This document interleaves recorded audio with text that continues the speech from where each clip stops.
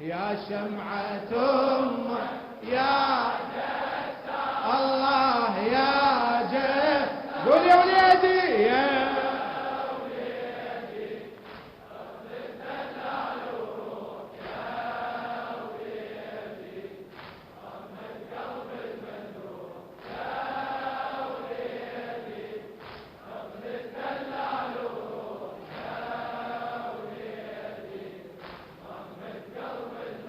الله أمك عافية شد يا ابني عزمك. أعوذ بالله من الشيطان اللعين الرجيم. بسم الله الرحمن الرحيم. الحمد لله بارئ الخلائق الأجمعين باعث الأنبياء والمرسلين، ثم الصلاة والسلام على أشرف الأنبياء حبيب قلوبنا وشفيع ذنوبنا أبي القاسم محمد. اللهم صل على محمد وآل محمد. ثم الصلاة والسلام على أهل بيته الطيبين الطاهرين المعصومين المظلومين، لا سيما ولي الله الحجة ابن الحسن صاحب الأمر والزمان، روحي وأرواح العالمين له الفداء، ولعنة الله على أعدائهم أجمعين من الأولين والآخرين إلى قيام يوم الدين. صلى الله عليك يا مولاي يا أبا عبد الله، صلى الله عليك يا مولاي يا أبا عبد الله، يا رحمة الله الواسعة ويا باب نجاة الأمة، يا غريب الغرباء، يا مظلوم كربلاء، السلام على من جعل الله الشفاء في تربته، السلام على من الإجابة تحت قبته، السلام على ساكن كربلاء، فيا ليتنا ثم يا ليتنا كنا معكم سادتي يا سادتي، فنفوز فوزا عظيما.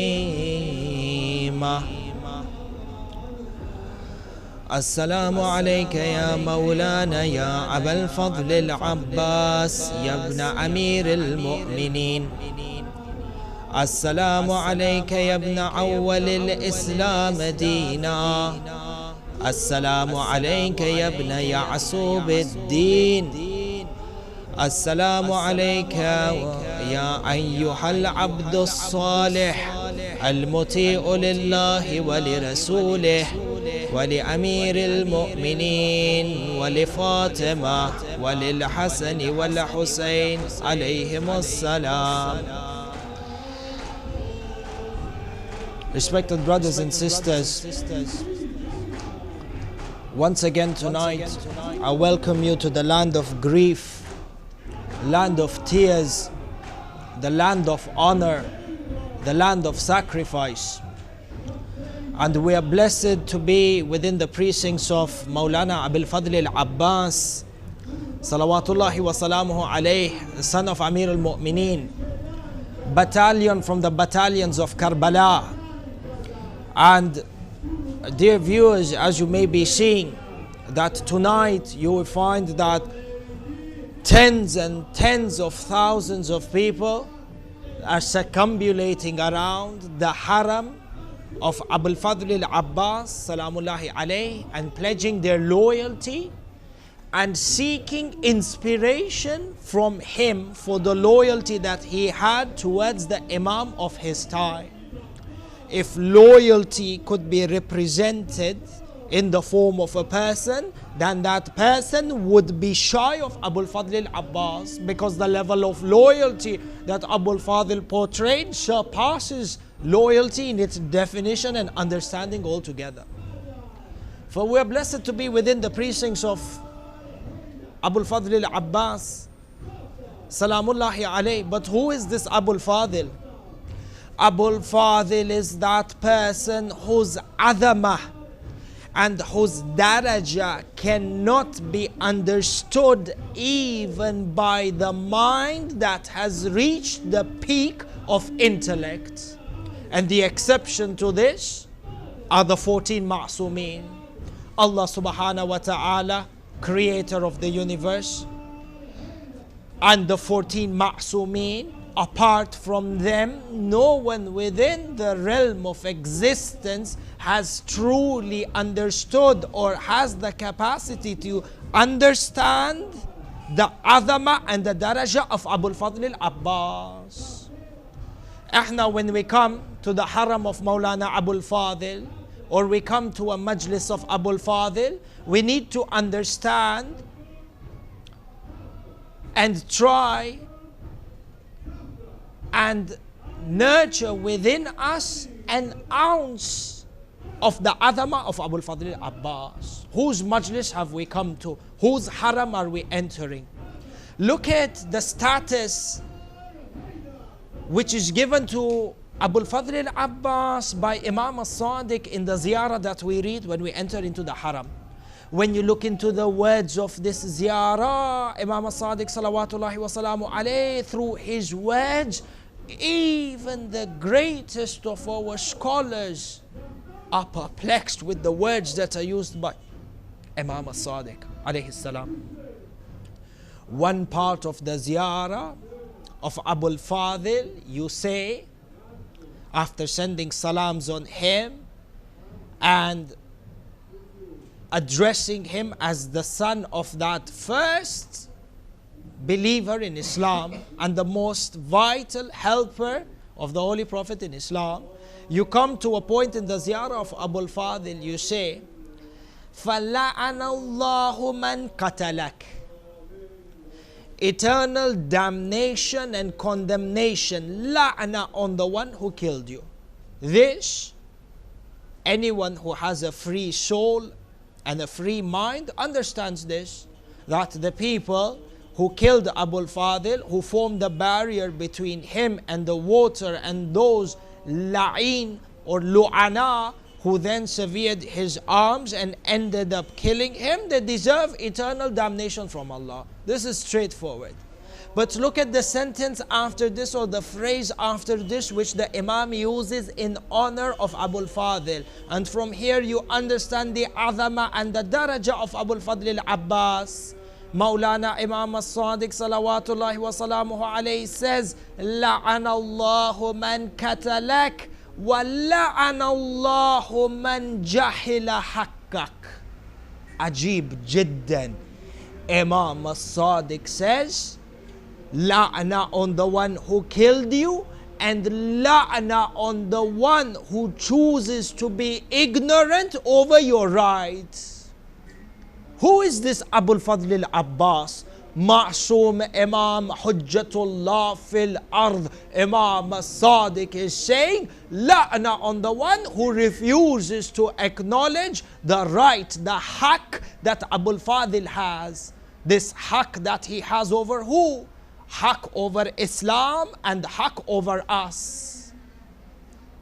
وَلَعَنَ اللَّهُ, he says, لَعَنَ اللَّهُ مَنْ قَتَلَكَ لَعَنَ اللَّهُ مَنْ جَحَلَ حَقَّكَ وَلَعَنَ اللَّهُ مَنْ اسْتَخَفَّ بِحُرْمَتِكَ.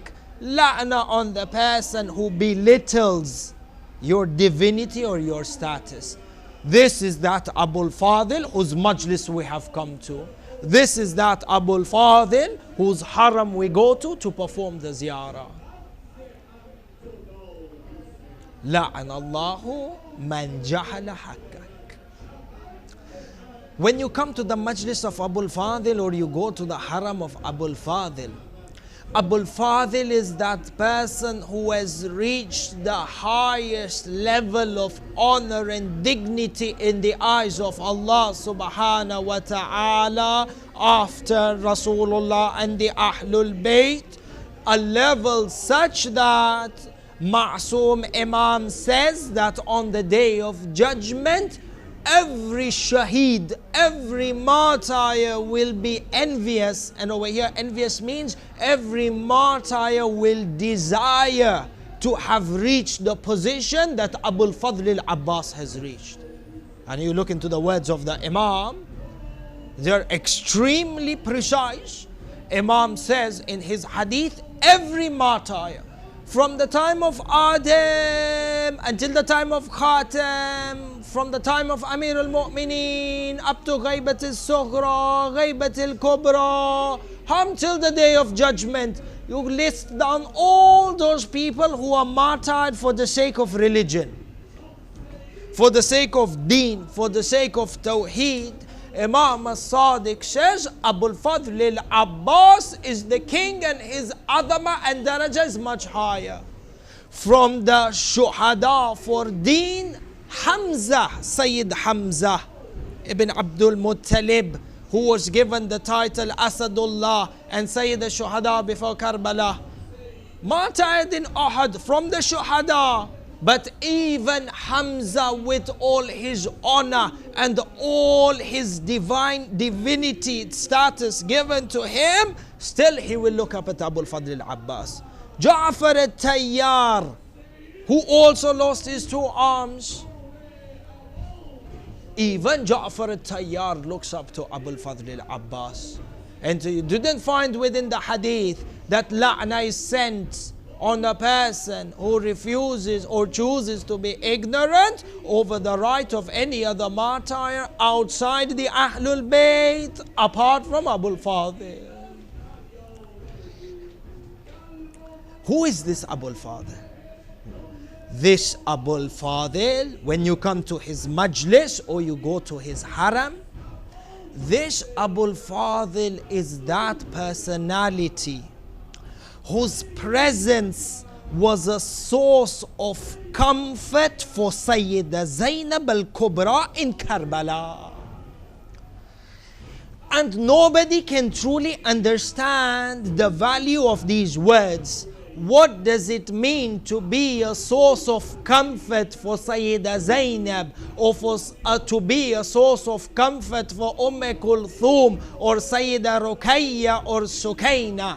At a time when the women were surrounded by a mercenary of 30,000 brutal, bloodthirsty army, and the women are terrorized, they became the center of the attack on the day of Ashura, as we will see in the nights to come.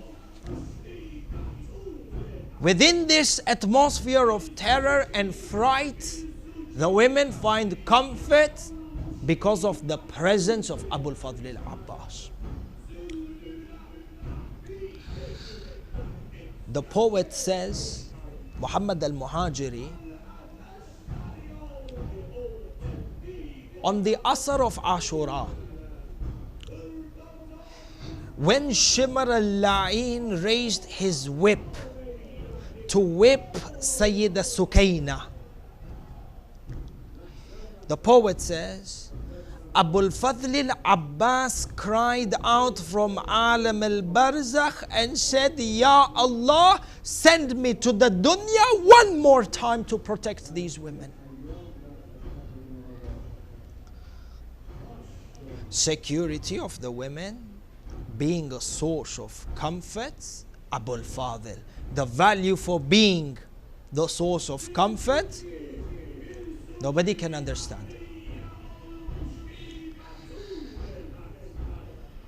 The existence of Abul Fadl in reality, his existence in this dunya was solely for the reason or the purpose of his existence was for him to serve and defend in the battle of Karbala. And we understand this from the conversation that Zuhair ibn al-Qayn has with Abu al-Fadil. And this incident is narrated in a number of texts within the history in regards to the marriage between Amir al-Mu'mineen salawatullahi wa salamuhu alayhi and Sayyida al-Baneen alayha salam. The historians mention to us that years after the martyrdom of Sayyidat Nisa al-Alameen alayha salam, Amir al-Mu'mineen approaches his brother Aqil and he says to him, my brother Aqil, find for me a woman from the most courageous tribes in Arabia who will then give me a son who will be a warrior and shall serve the sons of the messenger of Islam. He never used to call Hassan and Hussein as his sons. He used to call Hassan and Hussein as the sons of Rasulullah. And you find this in the battle of Siffin. One time, this between the brackets, in the battle of Siffin, one time, Amir al-Mu'mineen sent forward a contingency under the leadership of Muhammad ibn Hanafiya. Muhammad ibn Hanafiya, even one of the sons of Amir al-Mu'mineen, but from a mother other than Sayyidat Nisa al-Alameen. Muhammad ibn Hanafiya would attack the contingency from the side of Muawiyah with great ferociousness, with great strength and courage. And in a contingency behind him, there would be Imam Hassan and Imam al-Husayn. Tab'an, Sayyidi Shabab Ahl al-Jannah were not utilizing their full expertise or their capability when it came to swordsmanship. Otherwise, if these two brothers together, Sayyidi Shabab Ahl al-Jannah and their father who is Qasimun Nari wal Jannah, were to be in the battlefield themselves in a triangular format, it is not a far-fetched conclusion to say that they would demolish the army in its entirety. You find Muhammad ibn Hanafiya went to attack. He was sent in the front of the contingency to attack. For the army of Muawiyah, they also had psychological tactics through which they tried to attack the army of Amir al-Mu'mineen. One of the army people from the army of Muawiyah al-La'in come to Muhammad ibn Hanafiya and they say to him, in order to break his determination and to break his motivation, they say to him, to Muhammad ibn Hanafiya, Inta, your father doesn't even love you. If your father loved you like the way he loved Hassan and Hussein, he would not send you in the front of the battle. He would take care of your life. He would preserve your life. He would put you at the back and send somebody else. Your father doesn't love you, which is why he sent you to the heart of the battle. Muhammad ibn Hanafiya returned back. When Amir al-Mu'mineen heard what had transpired, and Muhammad ibn Hanafiya said, this is what the people are saying to me. Amir al-Mu'mineen says to him, Muhammad ibn Hanafiya, Hassan and Hussein are the sons of Rasulullah, and you are my son. To be considered the son of Amir al-Mu'mineen is also fakhr. And then Amir al-Mu'mineen goes on to say to Muhammad Hanafiya now to boost him, to boost his motivation, he tells Muhammad ibn Hanafiya, Hassan and Hussein are like my two eyes, and Inta Muhammad, you are like my hand. Whenever there is any danger to the eye, you protect the eyes with your hands. Muhammad ibn Hanafiya becomes rejuvenated and attacks the enemies in the battlefield. Amir al-Mu'mineen sought for a woman who would grant him with a child that would serve the children of Rasulullah, yani Imam al-Husayn, in the battle of Taif. And from here Aqil went, and from the tribes of the Bani Kilab, he brought al-Baneen, or he suggested the name of al-Baneen. The courage and the stance of Abu al-Fadl al-Abbas in Ashura and before Ashura is a reflection of the tarbiyah of al-Baneen and Amir al-Mu'mineen that they gave to Abu al-Fadl. Every fadila that Abu al-Fadl has is a reflection of the tarbiyah given to him by al-Baneen alayhi salam and Amir al-Mu'mineen. This al-Mu'mineen alayhi salam, when she comes into the house of Amir al-Mu'mineen the first night, She sends forward, she tells the entire entourage who are accompanying her in the wedding, wait outside. Let me go into the house and let me seek permission from my masters Hassan and Hussein.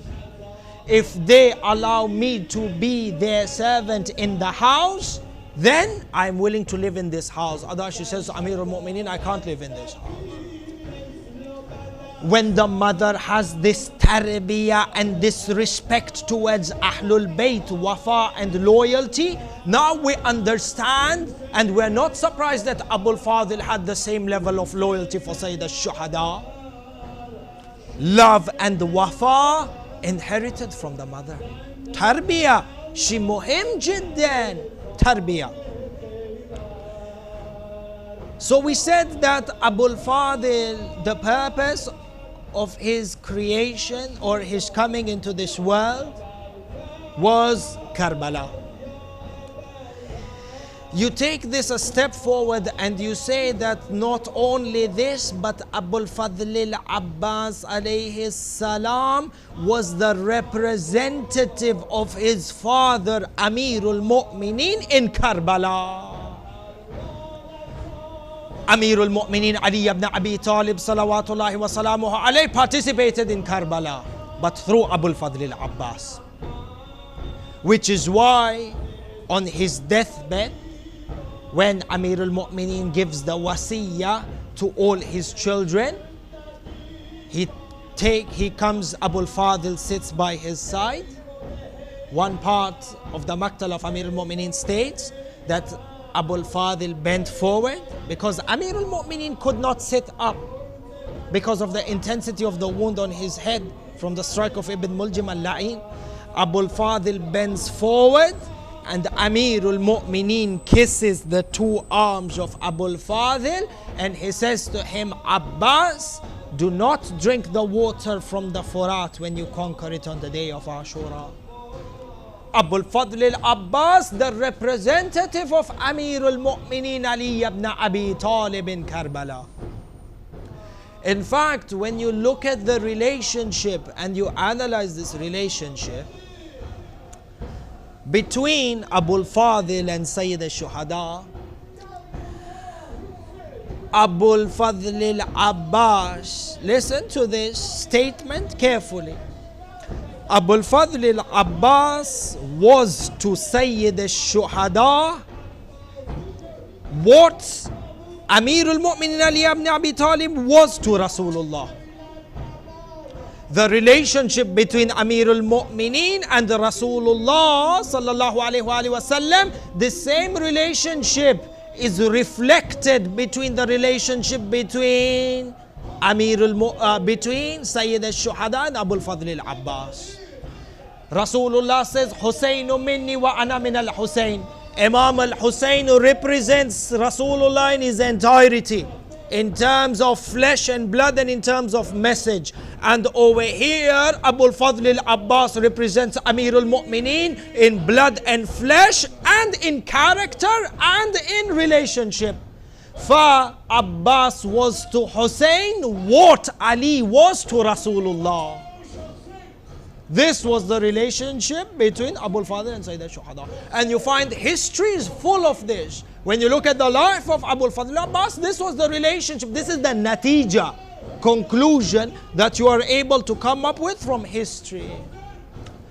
You look at the issue of the women. The night of Hijrah, Rasulullah leaves Mecca to go towards Medina. The responsibility of the Fatimiyat, the women from the household of Rasulullah, his daughter Fatima sallallahu alayhi wa sallam, Sayyidat Nisa al-Alameen, and the remaining women, the sisters of Hamza and his aunt Safiya, when Rasulullah left Makkah to migrate towards Medina, he left the women in charge of who? They were under the care and the responsibility of Amirul Mu'mineen. Ali ibn Abi Talib alayhi salam was in charge of the protection and the safety of the women throughout their entire journey, throughout their entire hijrah from Mecca Mecca to Medina. You find 60 years later, just like the way Amir al-Mu'mineen was in charge of the women of Rasulullah, you find Abu al-Fadl al-Abbas, the son of Amir al-Mu'mineen, is in charge of the women of Rasulullah. From the time they left Medina to the time they went to Mecca, and from Mecca they went to Karbala, it was Abu al-Fadl who was in charge of the safety of the women. There was not a single talab, a single need from the side of the women, except that Abu al-Fadl would fulfill that. Such that in some of the older books it is mentioned that when it came to mounting the women onto the camels, the carriages which were there on the camels, the hawda, Abu al-Fadl would kneel down and Sayyidah Zainab would step on him to go up. To this daraja, Abbas was to Hussein what Ali was to Rasulullah. But you look into the war, Rasulullah depended on Amir al-Mu'mineen in every war, for every minor issue and major issue. A case in example, the Battle of Badr. In the Battle of Badr, the first time, or at the first moments when the Muslim army reached the land of Badr, the land was very unsuitable for war. And the place of the Badr, in where there was a well, it was already captured by the kuffar, the Quraysh of Mecca. And they would never let the Muslims access to that water. This is before the rain comes down and Allah subhanahu wa ta'ala sends His mercy and sukoon in the hearts of the people of Badr. When the army of Rasulullah reached the area of Badr before the rainfall, they were dying of thirst. But there are 313. In front of them you have 950 people. These people are barely armed. Those people are armed to the teeth. They're dying of thirst. At this time, Rasulullah sends Amir al-Mu'mineen Ali ibn Abi Talib alayhi salam to go to the well and fetch water for them, risk his life to fetch water in order to quench the thirst of his army. The role of Amir al-Mu'mineen in the Battle of Badr.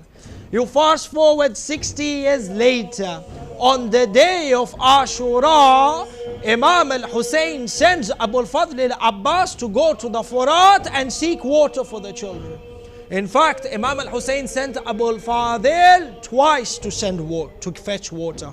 One was on the day of Ashura, and one was on the 7th of Muharram. This day which passed us today, the 7th day of Muharram, there were a number of events that happened here in Karbala.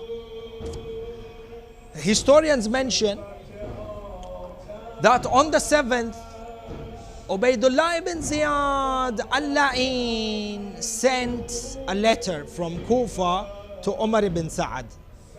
Ubaydullah ibn Ziyad sends a letter to Umar ibn Sa'ad. By the 7th of Muharram, Umar ibn Sa'ad al-La'in had already reached Karbala with his contingency. And according to a number of the historians, by the 7th of Muharram, if my memory serves me right, the number of army in Karbala had reached 20,000.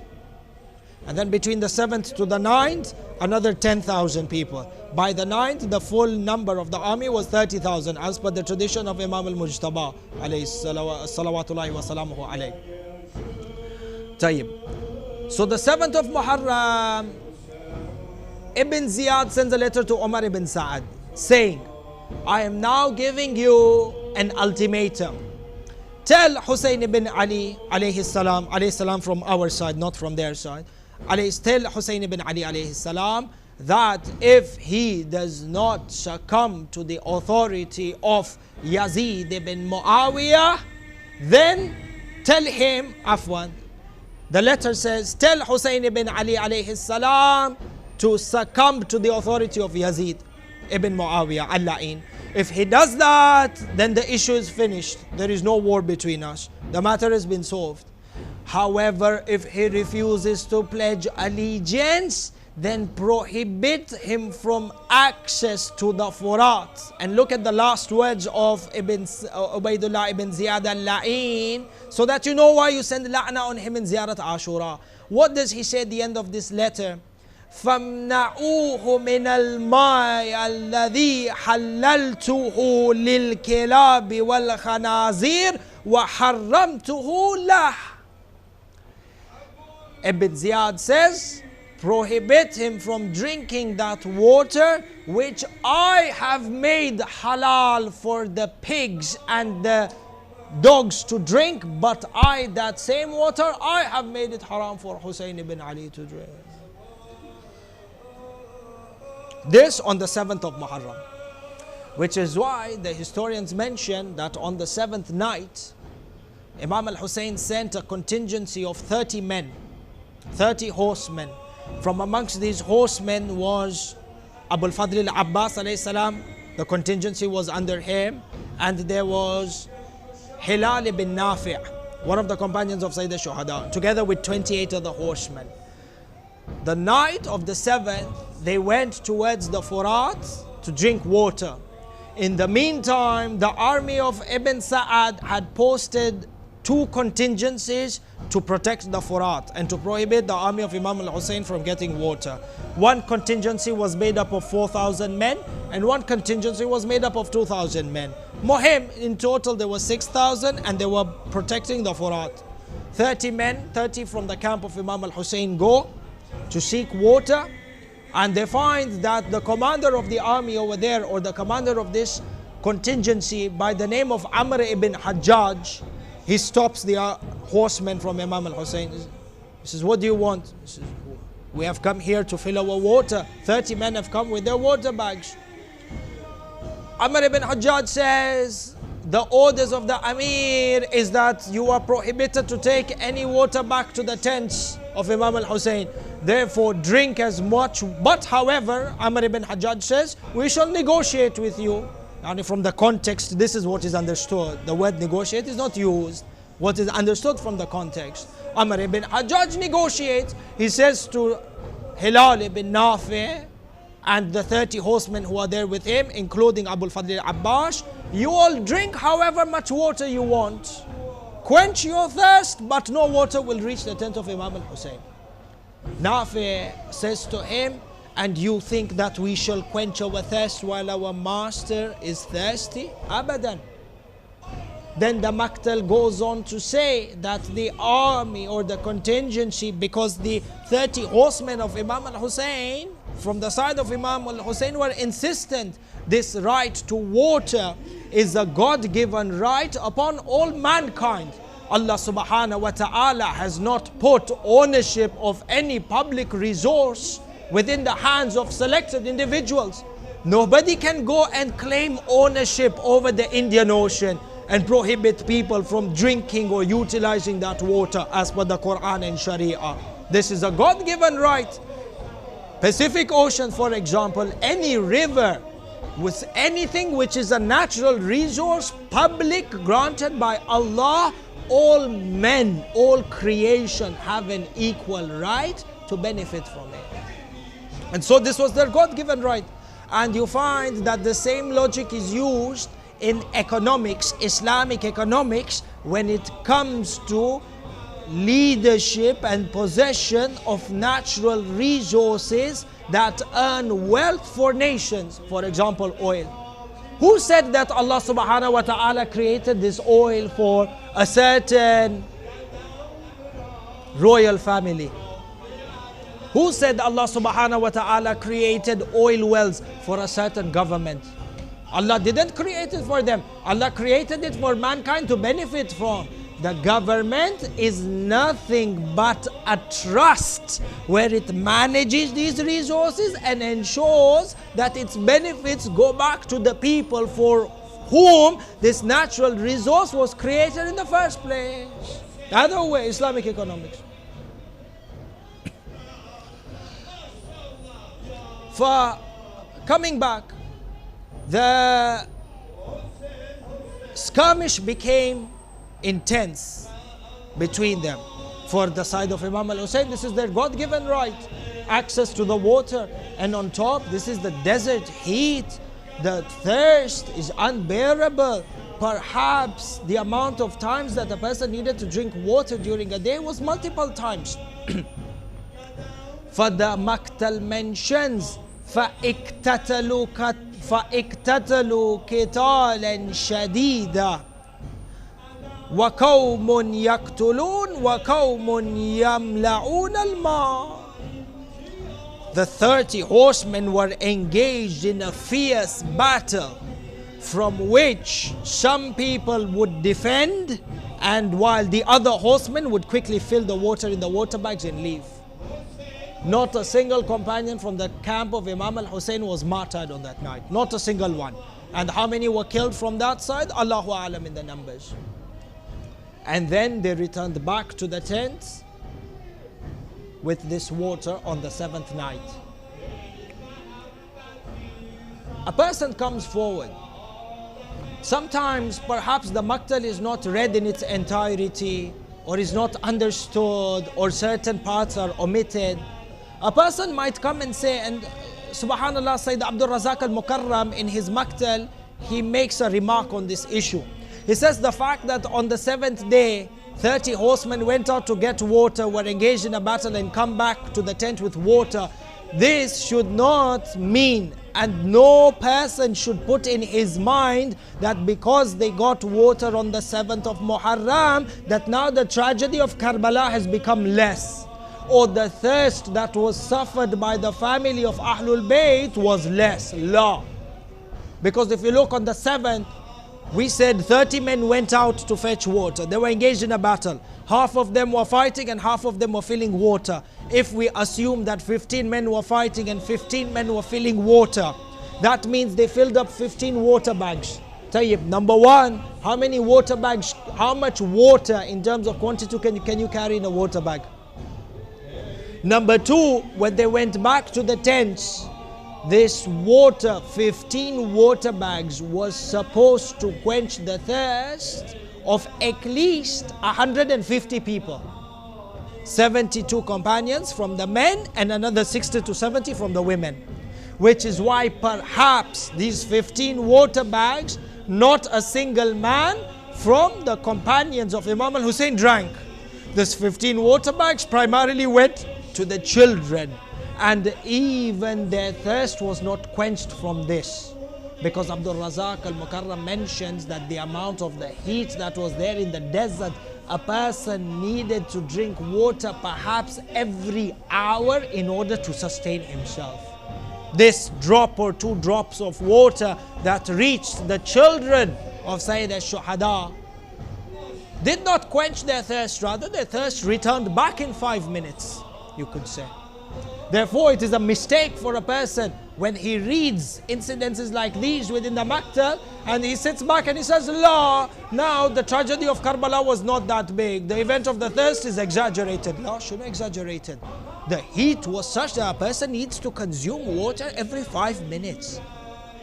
And this is the last time that Ahlul Bayt had access to water.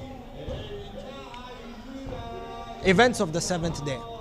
We come back to our relationship, this comparison where we said the underlining statement that Abbas was to Hussein what Ali was to Rasulullah. Just like the way Rasulullah depended on Amir al-Mu'mineen to protect the women, Imam al-Husayn depended on Sayyid al-Shuhada to protect the women. Just like the way in the battle of Badr, Rasulullah depended on Amir al-Mu'mineen to get the water for the army. In Ashura, you find Imam al-Husayn depends on Abu al-Fadl al-Abbas to get water for the companions and the family members in Ashura. Number 3.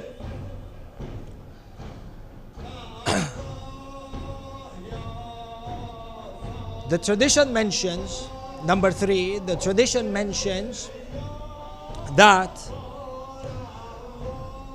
for Abu al-Fadl,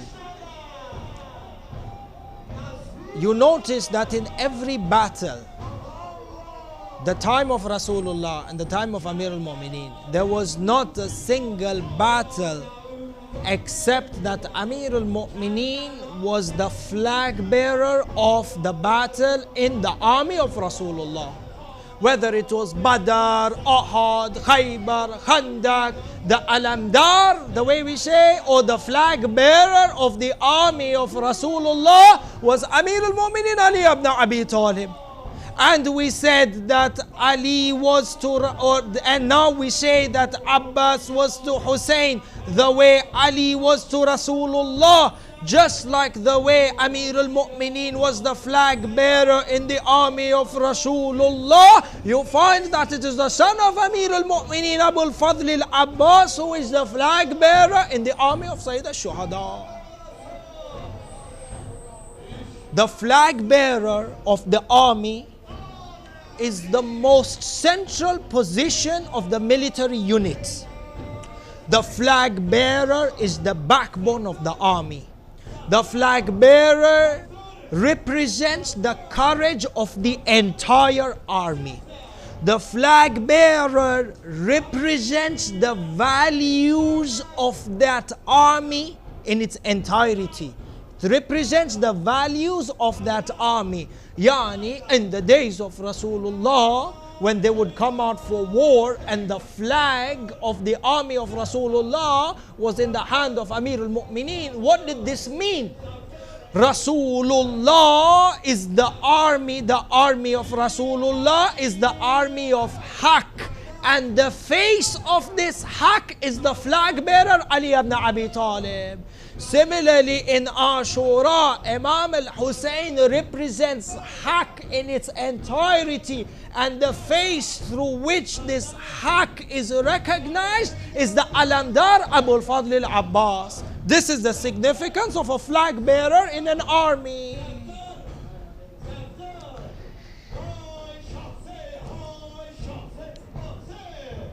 The day of Khaybar,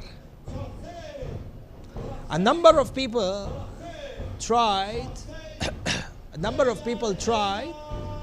to gain victory over the forts. They couldn't. The next day Rasulullah comes after multiple failures. After multiple failures, Rasulullah announces to his companions in Khaybar, لَأُعْتِيَنَّ رَايَةً غَدًا, or he says لَأُعْتِيَنَّ رَايَةً غَدًا لِرَجُلٍ يُحِبُّهُ اللَّهُ وَرَسُولُهُ وَهُوَ يُحِبُّ اللَّهُ وَرَسُولُهُ. Tomorrow I shall give the flag to a person who is loved by Allah and loved by the Prophet, and that person in return also loves Allah and Rasulullah. All the companions get ready to receive that flag. The next day comes, in the battle of Khaybar, you find Rasulullah says, where is Amir al-Mu'mineen Ali ibn Abi Talib? Yani the flag bearer of the party of Haqq is that person who has to be loved by Allah and His Prophet, and in return he also loves Allah and Rasulullah.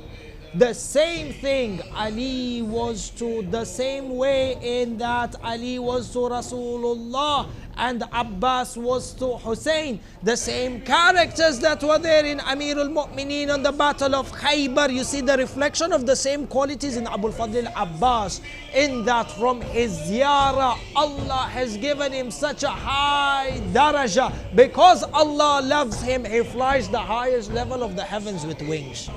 Has a position that every other shaheed is envious of. Abu al-Fadl al-Abbas, the backbone of the army. Which is why on the day of Ashura, when Imam Abu al-Fadl al-Abbas wanted to go out into battle, Imam al-Husayn refused him, and he said, Inta sahiba liwa'i. He says, you are the flag bearer of my army. You represent the army in its entirety. If you go, there is no more. The Maktal narrates that on the day of Ashura, when the Bani Hashim, after the martyrdom of all the companions, when the Bani Hashim went on into war, and one after one they became martyred, after the martyrdom of Qasim alayhi salam, Imam al-Qasim ibn Hasan al-Mujtaba salawatullahi wa salamu alayhi,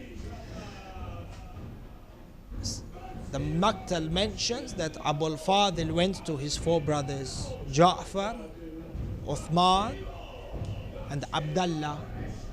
Tab'an, the brother of Abu al-Fadl al-Abbas, who was named Uthman, was not named after Uthman ibn Affan, as some people think. La, it was after another Sahabi by the name of Uthman ibn Mat'un, who was one of the most loyal companions to Rasulullah and to Amir al-Mu'mineen. And why he named him this and what was his character is a different bahaf.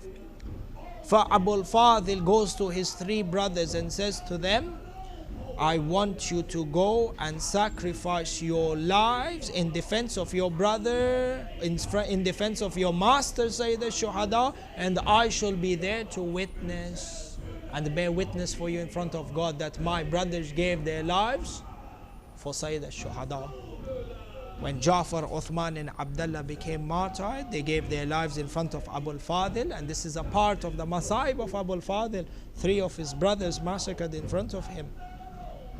The narration mentions that Abu al-Fadl al-Abbas returned back after all the companions were martyred.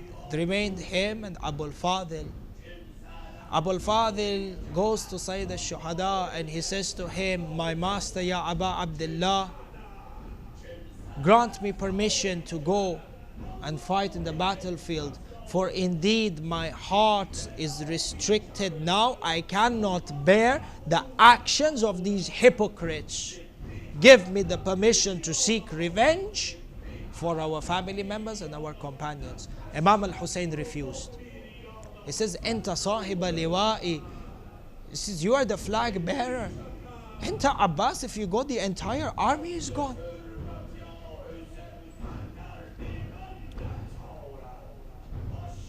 Abu al-Fadil, Imam al-Husayn says to Abu al-Fadil, if you are insistent to go in battle, then I ask you or I command you to go and fetch water or seek water for the children and the women.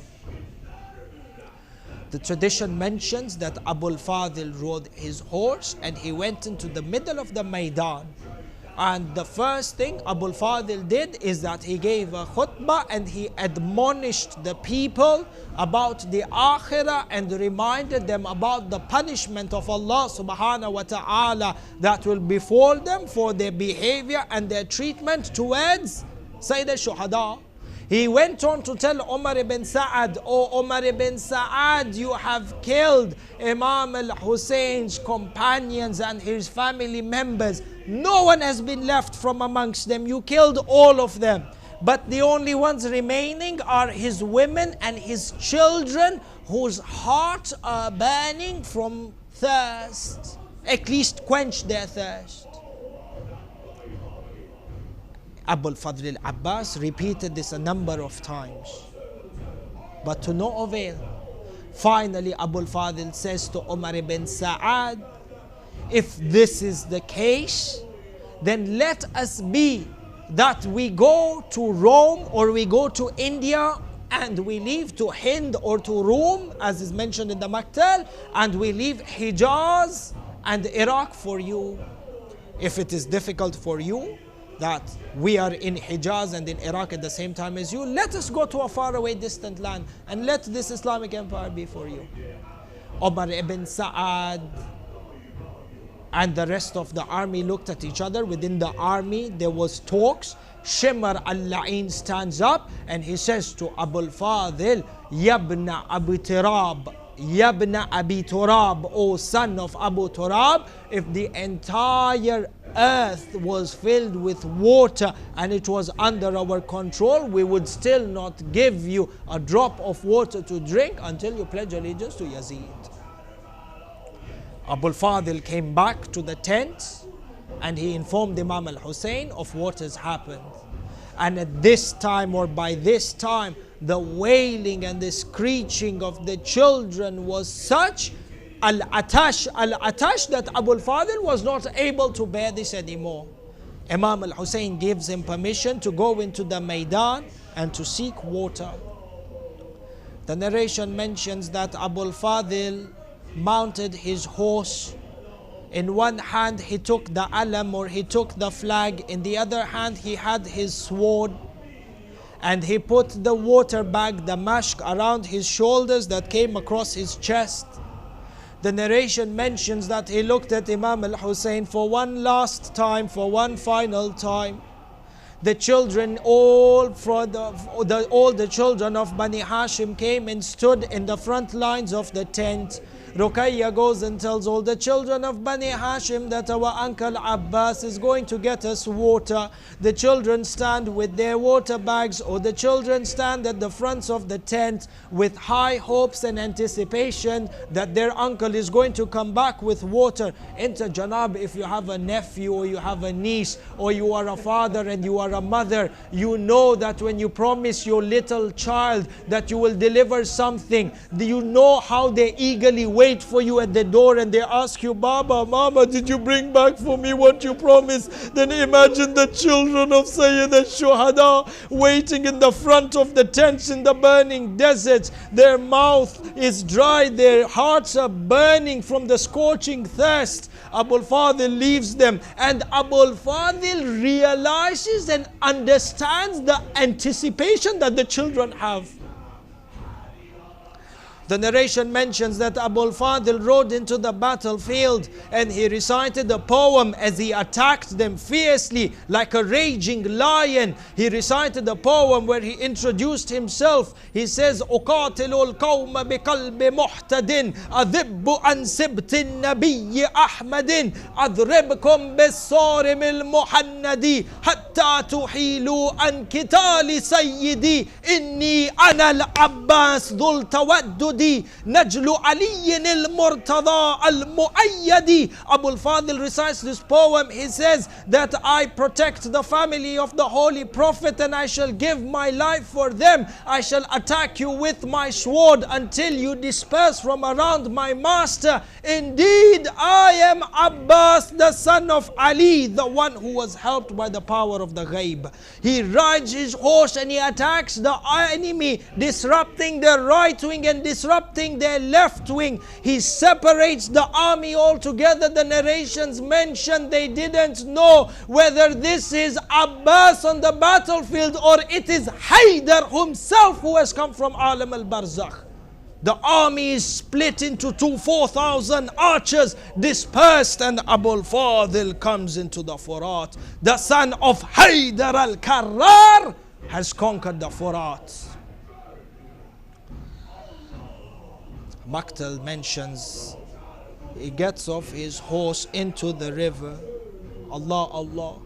The entire army is now looking at Abu al-Fadl. 30,000 of these lu'ana, their attention is directed towards Abu al-Fadl al-Abbas. He gets off his horse and he takes a handful of water. In front of the enemies, he takes a handful of water. Then he looks at the water and he says, Ya nafsu ba'da al-Husayni huni wa ba'dahu la kunti an takuni hadha al-Husayn warid al-manuni wa tashrabin barid al-ma'ini لا والله لا والله ما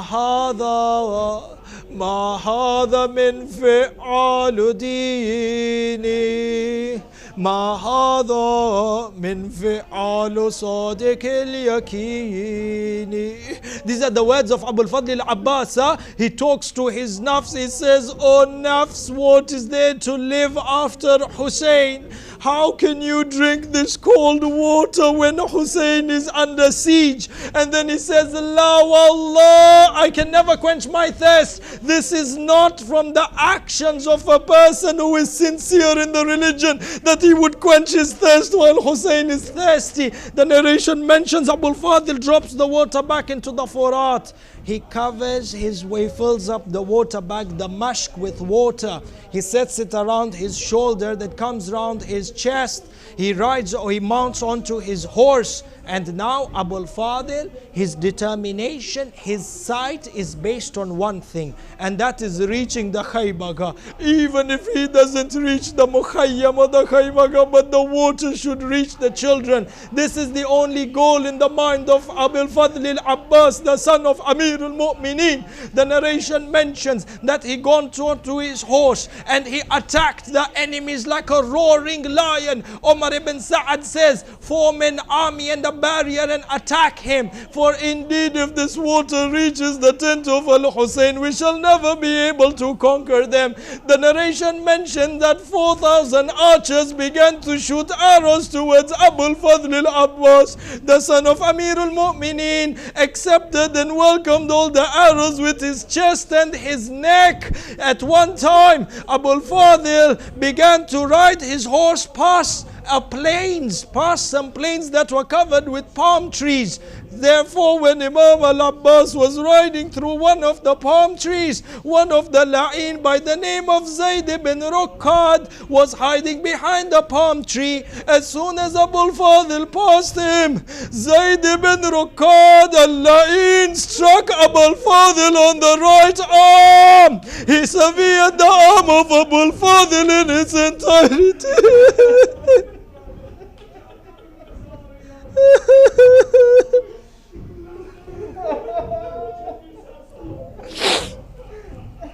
He severed the right arm of Abul Fadil in its entirety.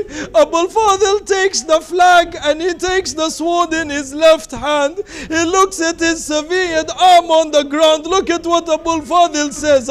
He's looking at his arm severed on the ground. He says, In kata'tumu yamini fa inni uhami abadan an dini. Ana imam as-sadiq al-yakini wa najlu an-nabi at-tahir al-amini.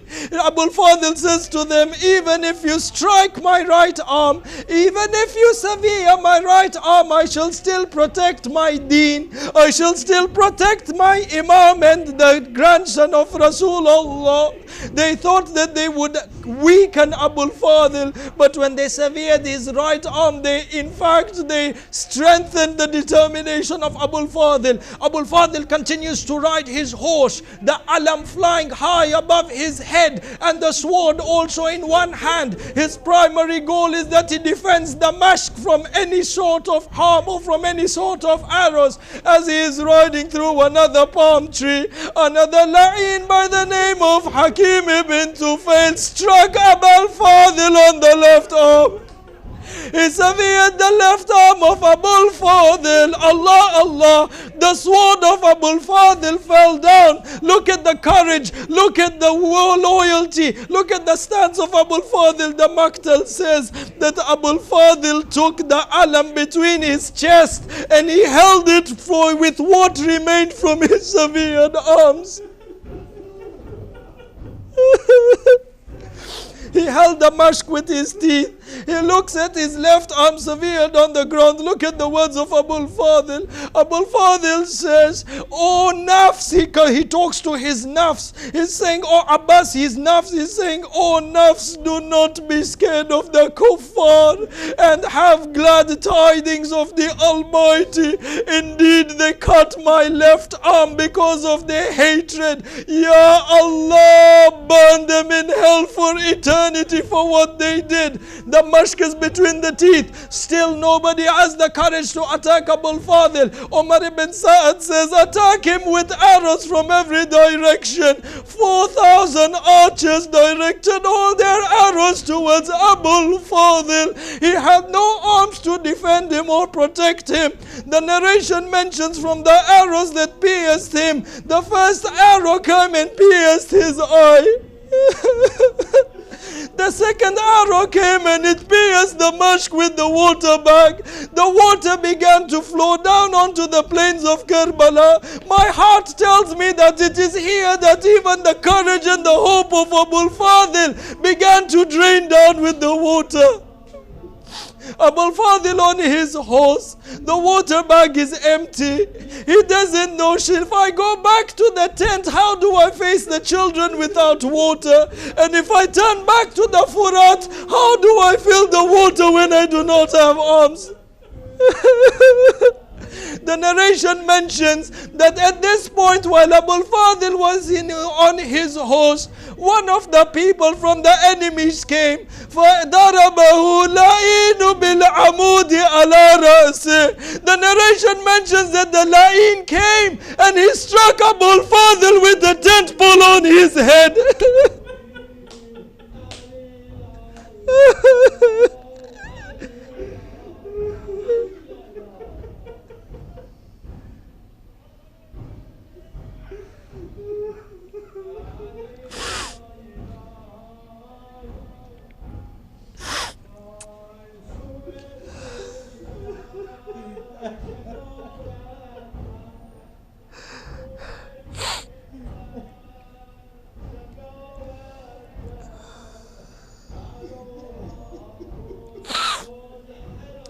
إنا لله وإنا إليه راجعون ولعنة الله على أعدائهم أجمعين إلى قيام يوم الدين.